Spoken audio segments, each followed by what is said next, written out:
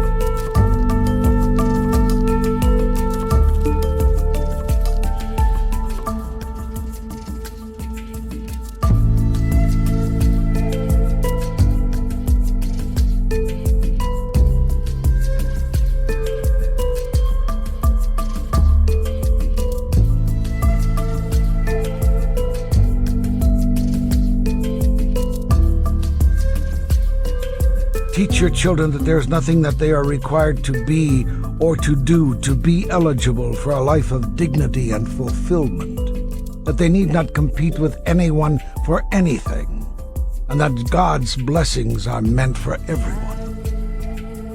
Teach them this, and you will have taught them grandly. Teach your children that they will never be judged, that they need not worry about always getting it right, and that they do not have to change anything or get better to be seen as perfect and beautiful in the eyes of God. Teach them this, and you will have taught them grandly.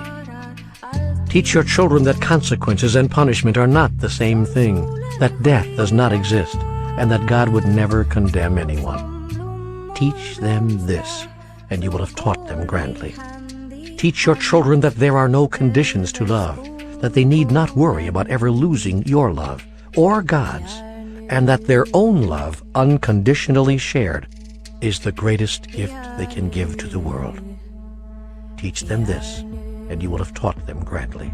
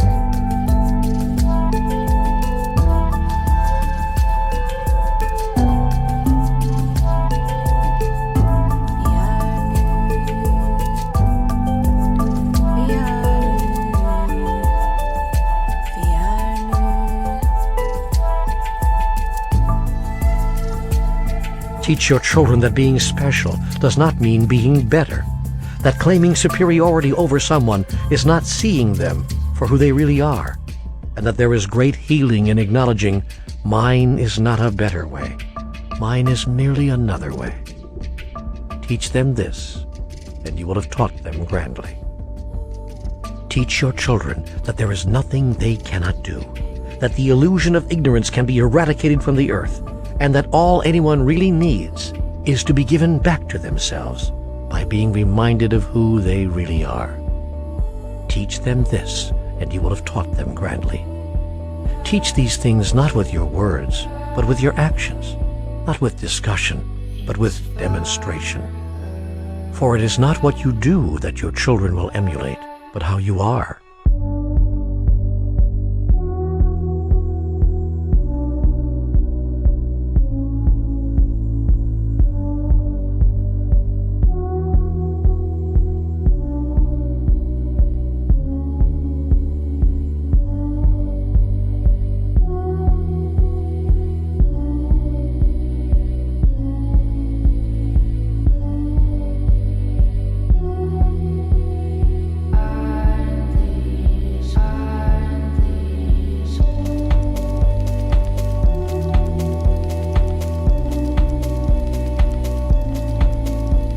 Go now and teach these things not only to your children, but to all people and all nations. For all people are your children, and all nations are your home when you set out on the journey to mastery. This is the journey on which you embarked many centuries and many lifetimes ago. It is the journey for which you have long prepared, and that has brought you here to this time and place. This is the journey that calls you more urgently now than ever before, on which you feel yourself proceeding with ever-increasing speed. This is the inevitable outcome of the yearning of your soul. It is the speaking of your heart in the language of your body. It is the expression of divinity within you. And it calls to you now as it has never called before, because you are hearing it now as it was never heard before.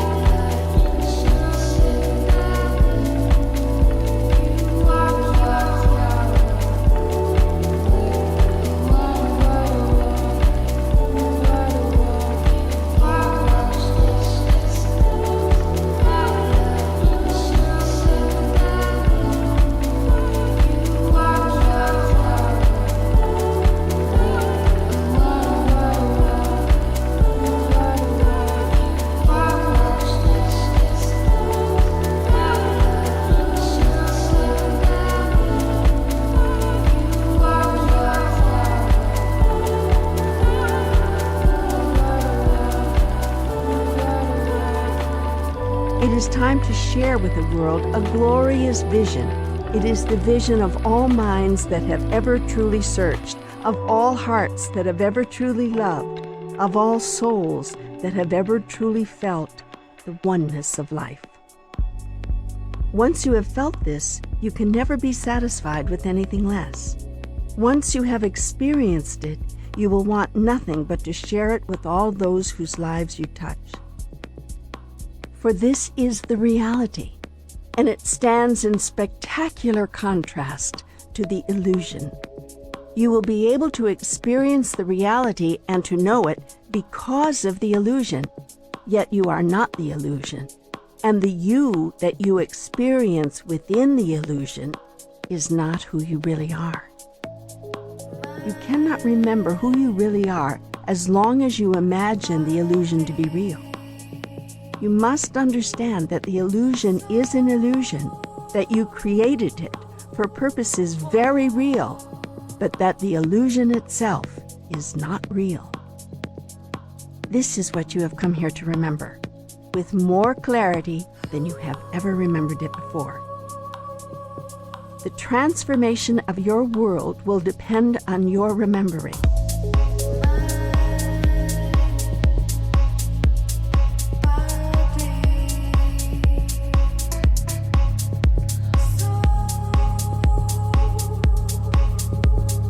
When I gain entrance into your heart, You gain entrance into heaven, and your heaven can be on earth.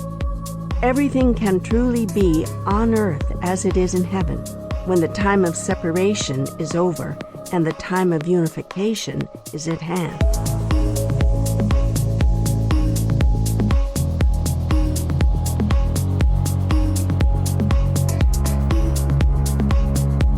Unification with me, and unification with all others and with every living thing. This is what I have come to tell you once more through the messengers of today. You will know them as my messengers because they will all be bringing the same message. We are all one. This is the only message that matters. It is the only message there is. Everything else in life is a reflection of this message. Everything else sends it. The fact that you have so far failed to receive it, you have heard it often, but you have failed to receive it, is what has caused every misery, every sorrow, every conflict, every heartache in your experience. It has caused every murder, every war, every rape and robbery. It has caused every illness and dis-ease and every encounter with what you call death. The idea that we are not one is an illusion.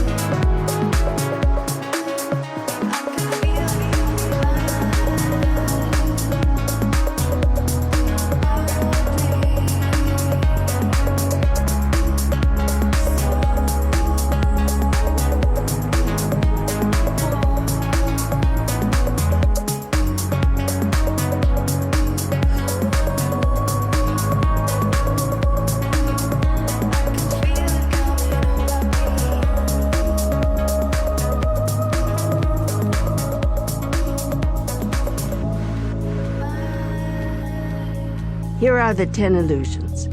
Get to know them well so that you will recognize them when you encounter them. 1. Need exists. 2. Failure exists. 3. Disunity exists. 4. Insufficiency exists. 5. Requirement exists. 6. Judgment exists. 7. Condemnation exists. 8. Conditionality exists. 9. Superiority exists. 10. Ignorance exists.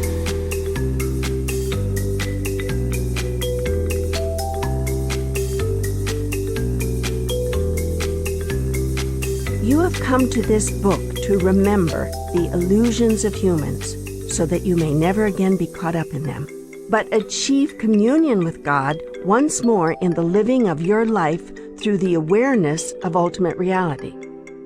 It is perfect that you have done so, and it is obviously not happenstance. You have come here so that you may know experientially that God resides within you, that you may have, whenever you wish, a meeting with the Creator. The Creator may be experienced and found within you and all around you, but you must look past the illusions of humans.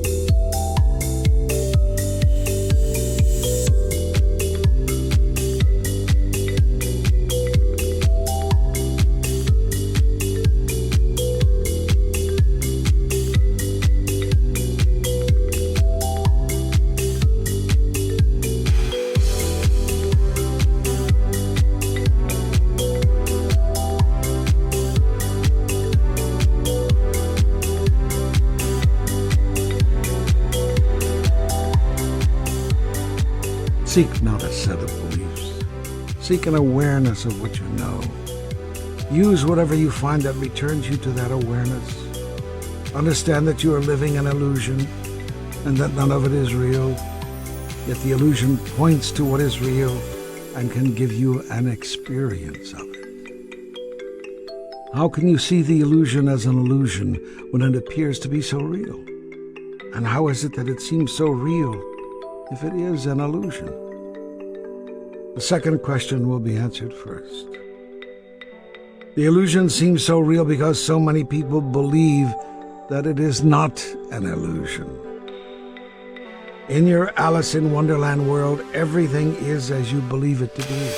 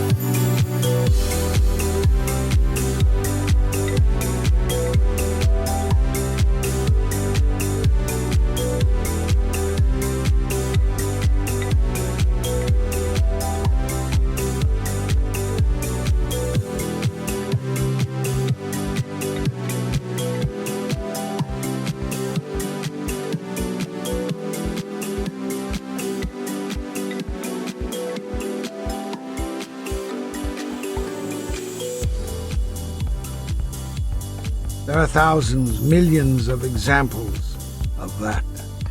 Here are two. Once you believed that the sun revolved around the earth, and indeed for you it did. All of your evidence proved that it did. So certain were you of this truth that you developed an entire science of astronomy around it. Once you believed that everything physical moved from one point to another through time and space. All of your evidences proved it.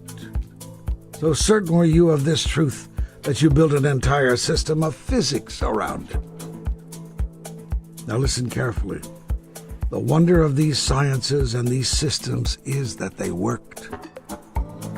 The astronomy that you created based on your belief that the Earth was the center of the universe worked to explain the visual phenomena you saw in the movement of the planets across the night sky. Your observations supported your belief, creating what you called knowledge. The physics that you created based on your belief about particles of matter worked to explain the visual phenomena you saw in the physical world. Again, your observations supported your belief, creating what you called knowledge. Only later, when you looked more closely at what you were seeing, did you change your mind about these things. Yet that change of mind did not come easily. The first people who suggested such a change of mind were called heretics, or in later times, foolish or mistaken.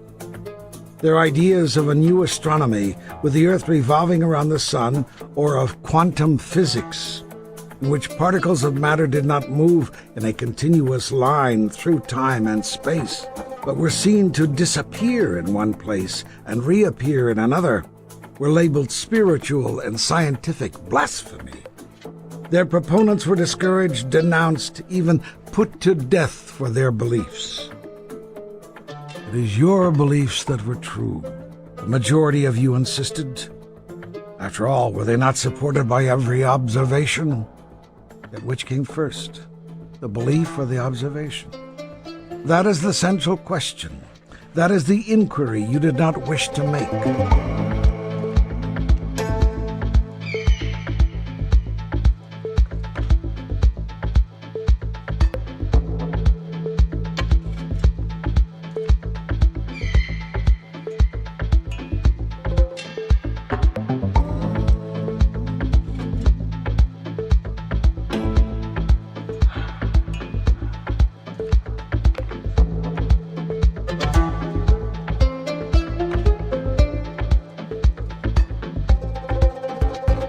Possible that you see what you want to see? Could it be that you observe what you expect to observe? Or perhaps more to the point, do you look right past what you do not expect to observe? I tell you, the answer is yes. Even today, when you are modern science, tired of the mistakes of the past, vows to observe first and draw conclusions later, still those conclusions cannot be trusted. That is because it is impossible for you to look at anything objectively. Science has concluded that nothing which is observed is unaffected by the observer. Spirituality told you this centuries ago, and now science is caught up. Your doctors and laboratories have learned that they must conduct double-blind tests during important research to even come close to guaranteeing accuracy. In human experience, all things are considered within the context of what you think you already understand. You cannot help do this. You know no other way to proceed. Put another way, you are looking at the illusion from within the illusion. Every conclusion you come to about the illusion is therefore based on the illusion, and so every conclusion is an illusion. Let this be your new insight and your constant reminder. Every conclusion is an illusion.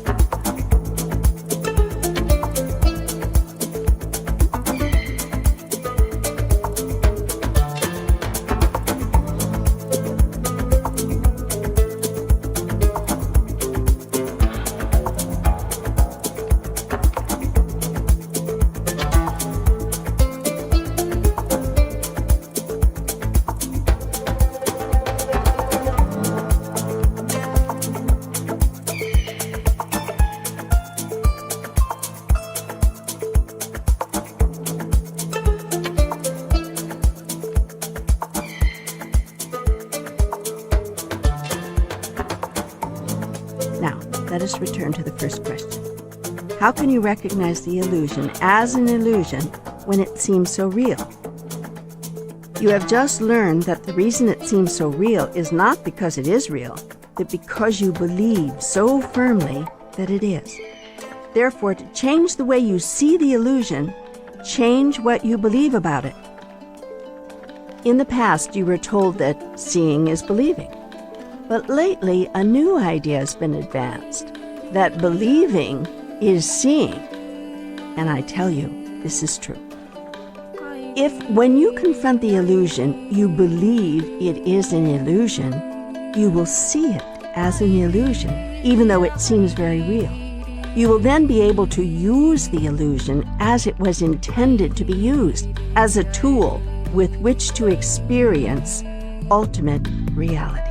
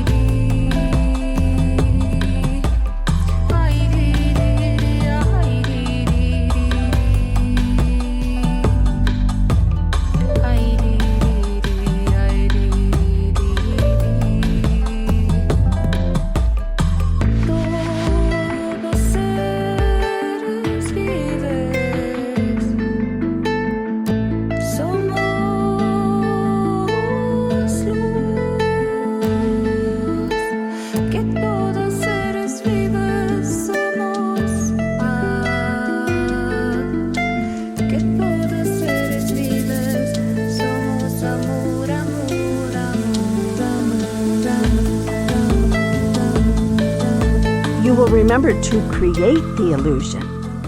You will cause it to be what you wish it to be, rather than simply watching it present itself as you think it has to be, out of your agreement that that's just the way it is. So, just how can you do this? You are already doing it. You simply do not know it, and are thus making unconscious rather than conscious choices. That is, when you are making true choices at all. Most of the time, you're simply accepting the choices of others. Your choice has been to choose what others have chosen, and so you relive the cultural story of your forebears, as they did of theirs, even onto the 7th generation.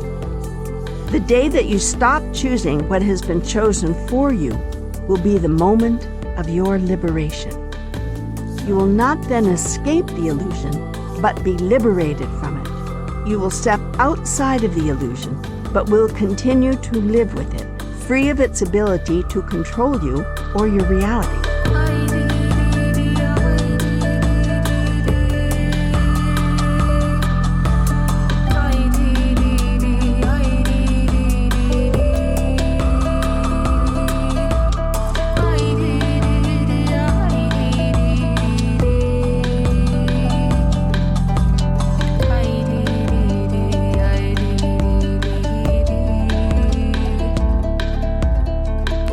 You will never choose to end the illusion once you understand its purpose, until your own purpose is fulfilled. Your purpose is not only to know and experience who you really are, but to create who you next will be. It is your function to recreate yourself anew in every single moment of now, in the next grandest version of the greatest vision ever you held about who you are. This is the process you have called evolution. Yet you need not be affected by this process in any negative way.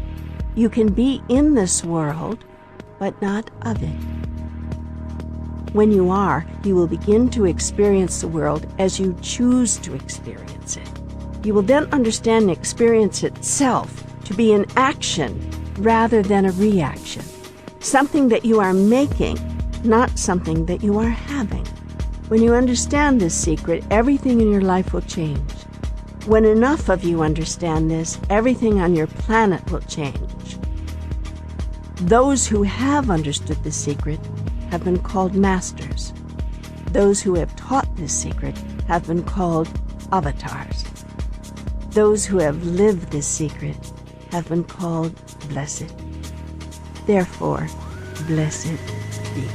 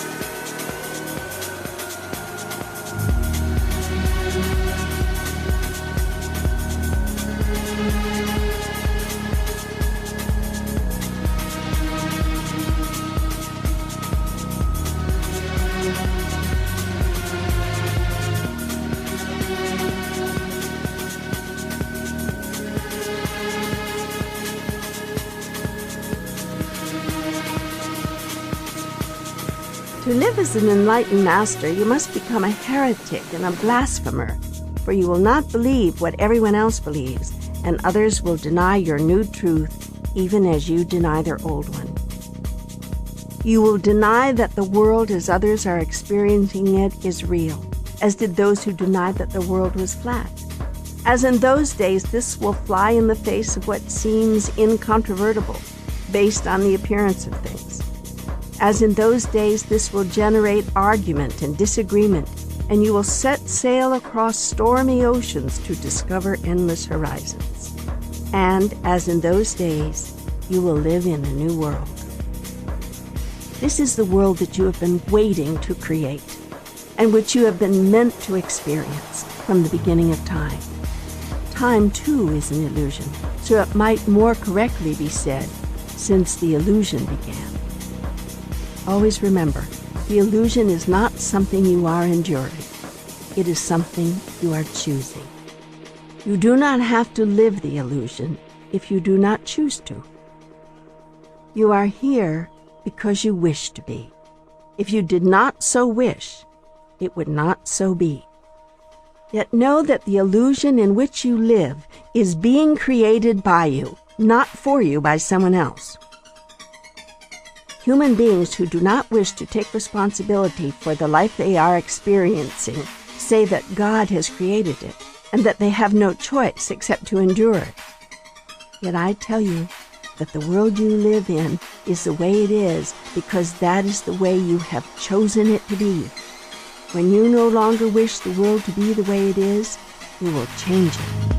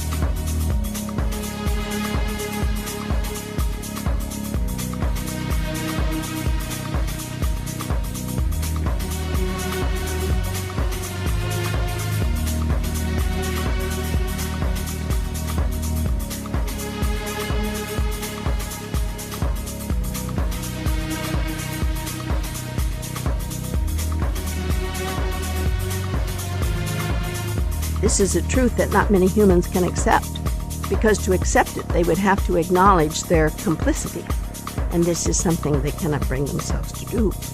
They would rather cast themselves in the role of unwilling victim than of unwitting co-creator. That is understandable, of course. You could not forgive yourself if you thought that your world was the product of your own creation, the result of your own wills and desires. And why could you not forgive yourself? Because you do not think that I would forgive you. You have been taught that there is such a thing as the unforgivable. And how can you forgive yourself for something that you know will not be forgiven by God? You cannot. And so you do the next best thing. You excuse yourself from having had anything to do with it. You deny responsibility for what you imagine that I would call the inexcusable sins of man. This is tortured logic, because if you did not create the world as it is, then who did? If someone says that God created all the horrible flaws in the world, you jump to defend me. No, you say, God merely gave man free will. It is man who has created these things. Yet if I say, you are right, I did not create, and I do not create your life as it is, you are the creator of your reality, you deny that too. Thus you seek to have it both ways. God did not create these things, and you did not create these things. We are both merely sadly observing them. But when you become really angry or frustrated with life, some of you change your tune. When things get bad enough, you are ready to blame me after all. How can you let this happen, you call out to me. Some of you even shake your fist at the heavens. The illusion has turned to confusion. Not only is the world a cruel place, it has been created that way by a cruel and heartless God. To sustain this thought, you must see yourselves as separate from God, since creating a cruel and heartless world is not something that you would do. You must imagine a God who would do what you would never do, and you must see yourself as subjected to his whim. This you have done, religiously. Still, even in this you see a contradiction, for the God of your highest understanding also would not do these things. So who did do them? Who is doing them to this very day? Somebody must be responsible. So who is it? Enter Satan.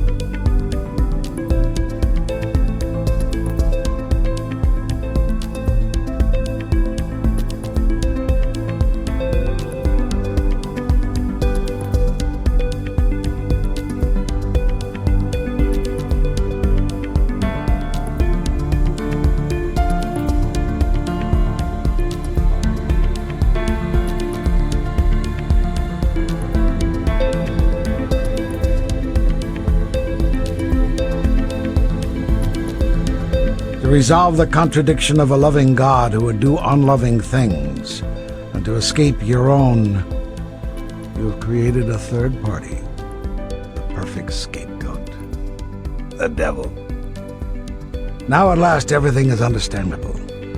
There is another who stands between what you want and what I want, and who makes us both miserable. You are not responsible for the uncaring, unloving world in which you live. You did not create it. Well, you might say, maybe at some level I did create it, but it was not my fault. The devil made me do it. The comedian's line has become your theology. Or is it that your theology has become a comedian's line? Only you can decide.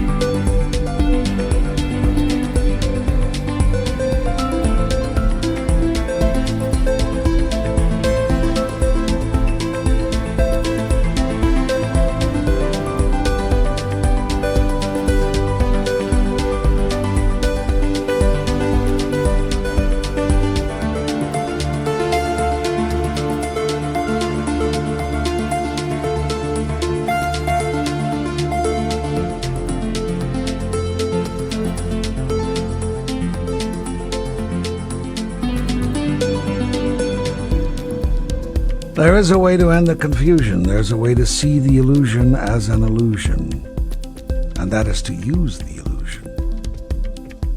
You will know that the illusion is not real when you see that you can easily manipulate it. You may claim that you cannot do this. You may say that this is a big order, more than you're up to. Yet humans consciously create illusions every day and live within them. You know anyone who sets his clock or watch ahead 15 minutes in order to never be late? There are those on your planet who do this. They actually set their clock or their watch 5 or 10 or 15 minutes ahead of the time that it actually is. Then, when they look to see what time it is, they motivate themselves to hurry up, because they are pretending that it is several minutes later than it really is. Some people actually forget that they are playing this little trick on themselves and think that it really is the time that it is not. This is when the illusion no longer serves them. It does not serve its intended purpose. The person who understands that the time on his watch is an illusion, that he has created himself, relaxes when he sees the time, because he knows that he has a few more minutes. He goes into high gear and becomes very efficient, precisely because he is relaxed. He understands that the illusion is not the reality. The person who has temporarily forgotten that the time on his watch is an illusion, and one that he has created himself, is filled with anxiety because he thinks that the illusion is real. Thus, two people have two entirely different reactions to the same circumstance. One experiences the illusion as an illusion, and the other experiences it as reality. Only when an illusion is recognized as an illusion and lived as an illusion can it lead to an experience of ultimate reality.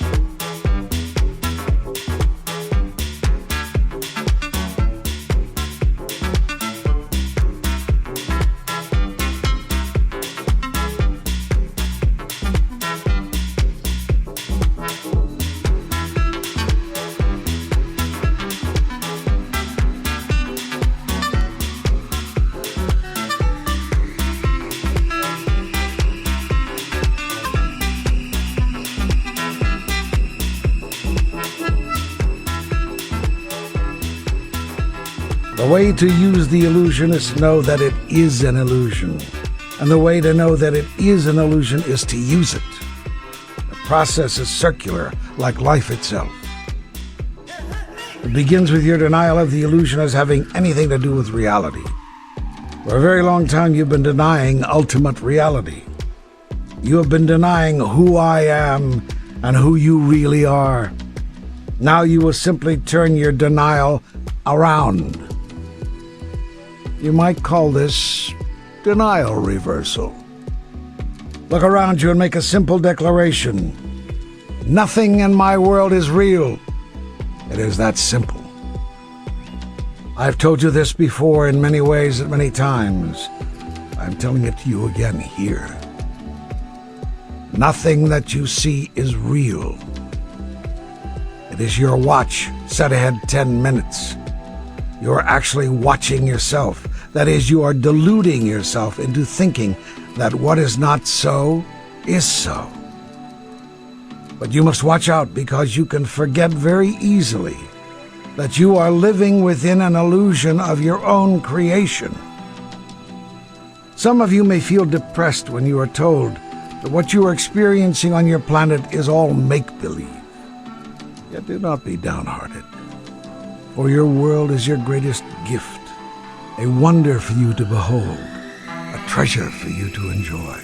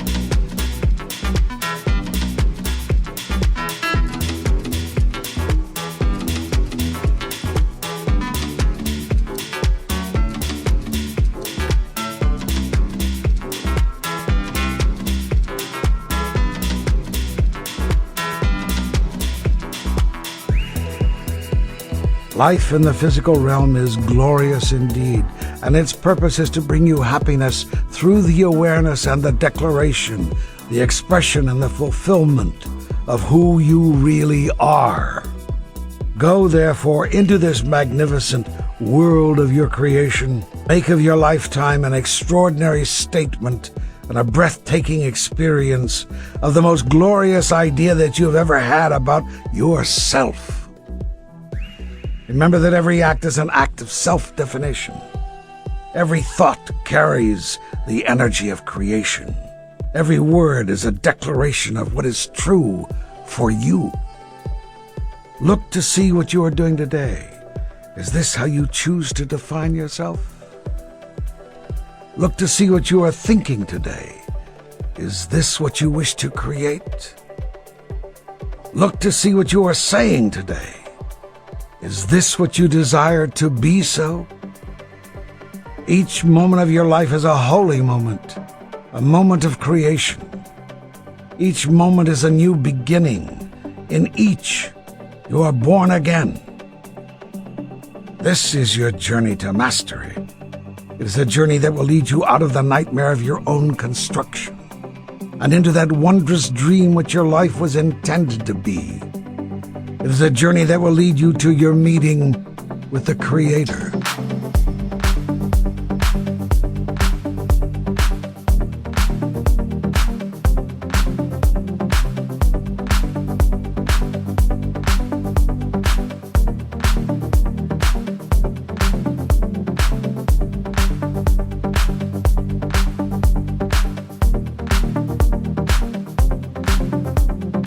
It has been said here that when human beings reach mastery, nothing makes them unhappy. It has also been said that there is a great secret that allows masters to be in this place. I have already told you this secret, but did not identify it as the secret, and so you may not have understood that this insight was the key to everything. Here is the insight again. Here is the secret. Disunity does not exist. This insight can change your entire experience of life. This insight translates into a simple statement that, if lived as your day-to-day reality, would turn your world upside down. We are all one. What this would really do is turn your world right side up.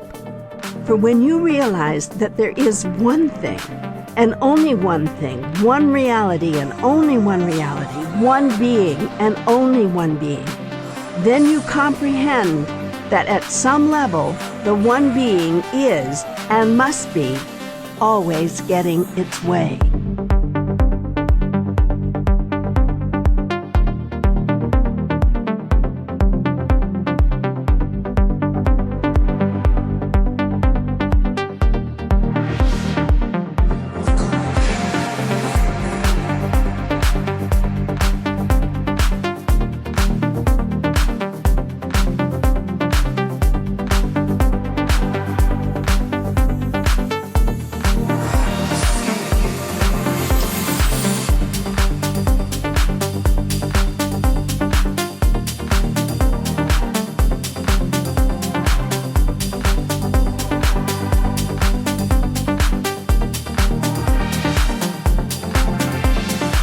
In other words, failure does not exist. And when you reach this level of clarity, you also see clearly that in the absence of failure, the one being is without nothing. Therefore, need does not exist. Suddenly, with enlightenment, the dominoes fall backward. The construction of your illusions caves in upon itself. It is not the illusions themselves that crumble, but the constructions they support. That is, the cultural stories upon which you have built your life. These stories have all been myths, from the story of what you imagine it takes to make your life work right here and right now, to the story of how you imagined that it all began, having nothing to do with ultimate reality. For you to advance now in your evolution as a species, there must be a disconnect from these stories. And disconnection can be accomplished in a number of ways. The most effective of these is stillness. In the stillness, you will find your true being. In the silence, you will hear the breathing of your soul and of God.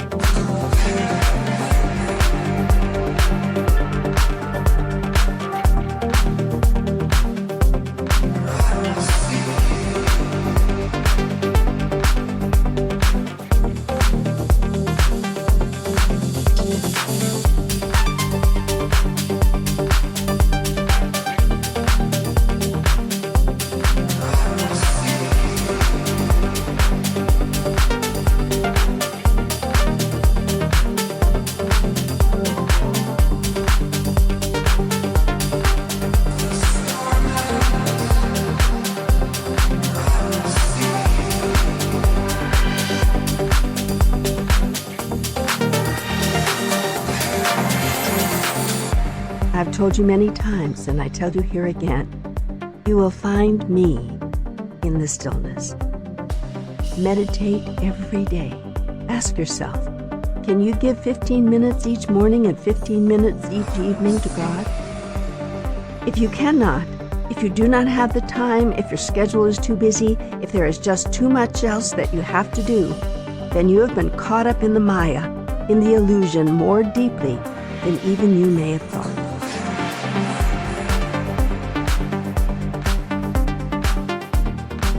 Yet it is not too late.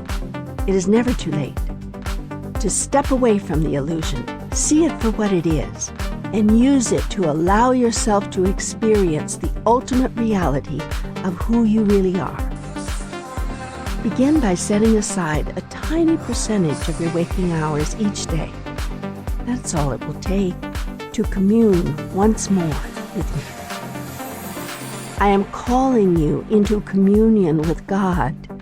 I am inviting you to experience your meeting with the Creator. In that moment of communion, you will know that unity is the truth of your being. And when you come out of your meditation, you will understand and see from your experience that it is the denial of this truth that perpetuates the negative effects of the illusion. The illusion was meant to be your joy. It was meant to be your tool. It was never intended to be your burden and your sorrow, your trial and tribulation. And it will cease to be so when you understand the ultimate reality. There is no separation. There is no separation of anything from anything. There is only unity. There is only oneness.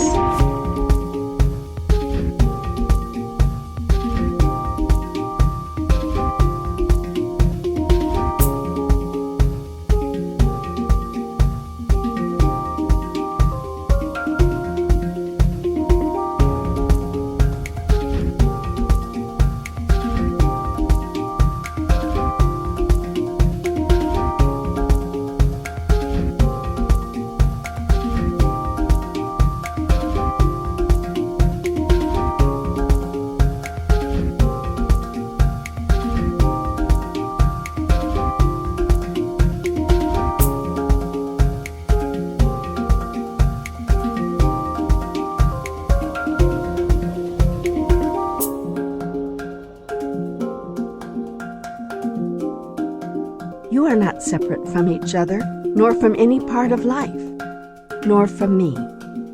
Because disunity does not exist, insufficiency cannot. For the one that is sufficient unto itself. Because insufficiency does not exist, requirement cannot. For when there is nothing you need, there is nothing that you have to do to acquire anything.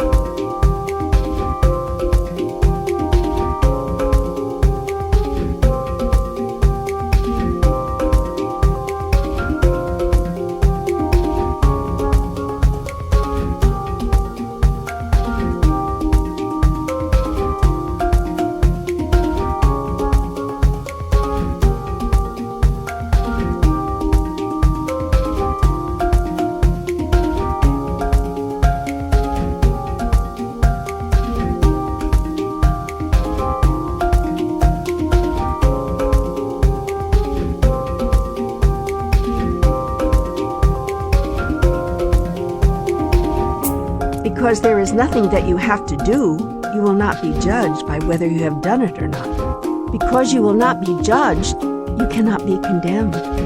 Because you will never be condemned, you will know at last that love is unconditional.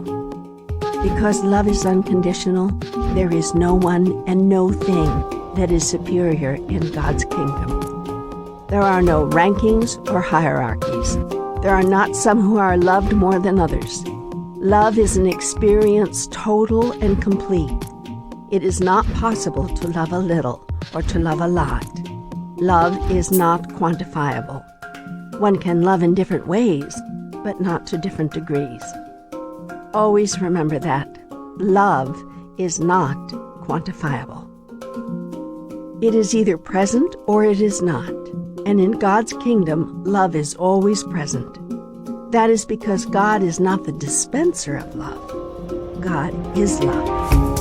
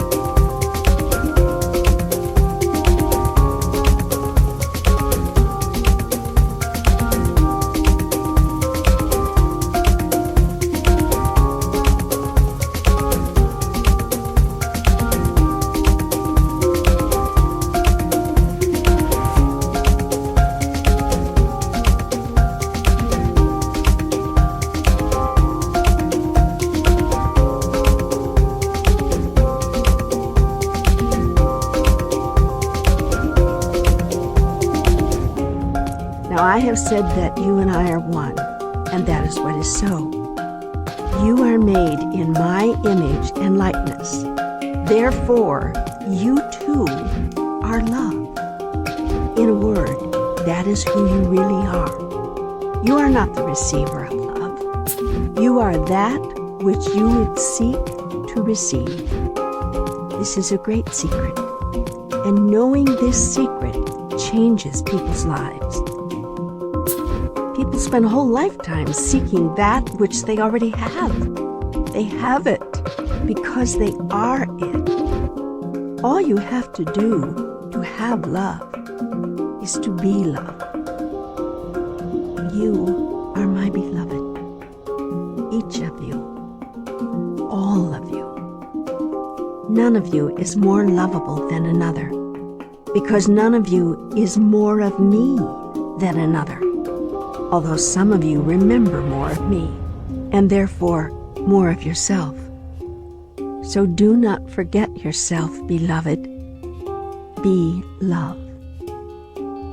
Do this in remembrance of me. For you are all a part of me, a member of the body of God. And when you remember who you really are, you are doing that quite literally. That is, you are remembering. Becoming a member once again of the one body. There is only one body, one being. Always remember that.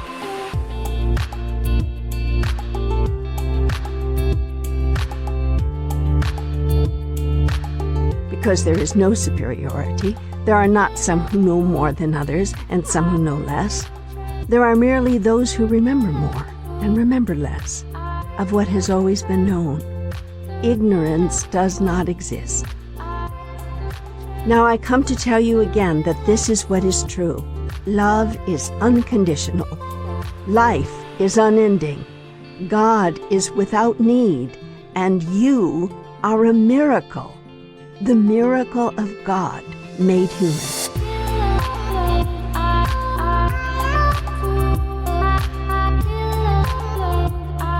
This is what you wanted to know all along. It is what you have always known in your heart, and what your mind has denied. It is what your soul has whispered time and time again, only to be silenced by your body and the bodies around you. You have been asked to deny me by the very religions that would invite you to know me. For they have told you that you are not me, and I am not you, and that to even think so is a sin. We are not one, they say, but rather the Creator and the created. Yet this refusal to accept and know yourself as one with me is what has caused all of the pain and all of the sorrow of your life. I invite you now to a meeting with the Creator. You will find the Creator within.